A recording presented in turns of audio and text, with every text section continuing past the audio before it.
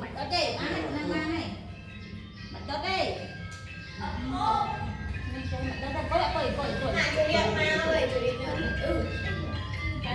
bạn chọc rồi bạn sao rồi này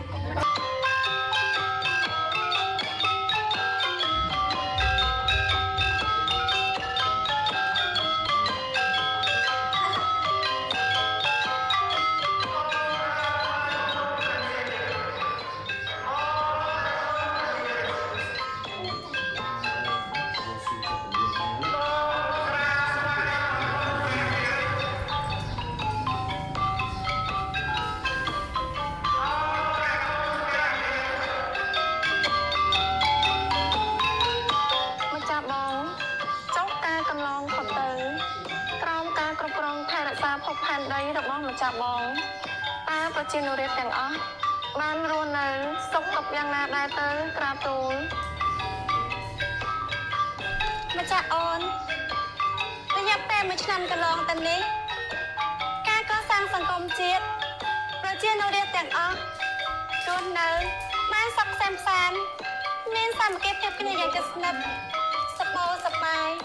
ទាំងការរកទទួលទាននិងការរស់នៅសមរម្យជាពិសេសចិត្តមេត្តាភូមិកាន់តែរីកចម្រើនទៅ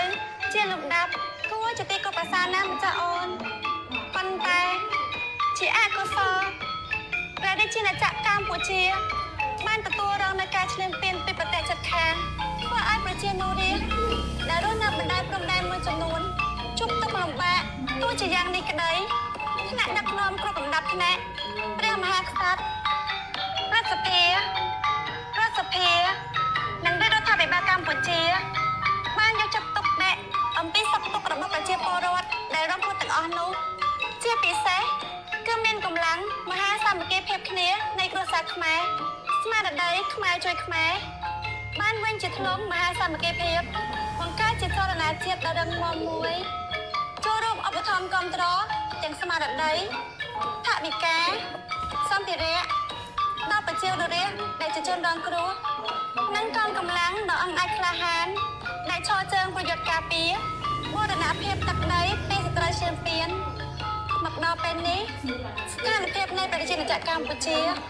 មិនទាន់បានវិលទៅសភាពដើមទាំងស្រុងនៅឡើយទេប៉ុន្តែរដ្ឋាភិបាលកម្ពុជានៅតែបន្តខិតខំប្រឹងប្រែងដោះស្រាយតាមគ្រប់យន្តការដែលអាចធ្វើទៅបានសម្ដៅយ៉ាងណាឲ្យប្រទេសជាតិបានសុខសន្តិភាពពេញបរិបូរណ៍ឡើងវិញណាម្ចាស់អូន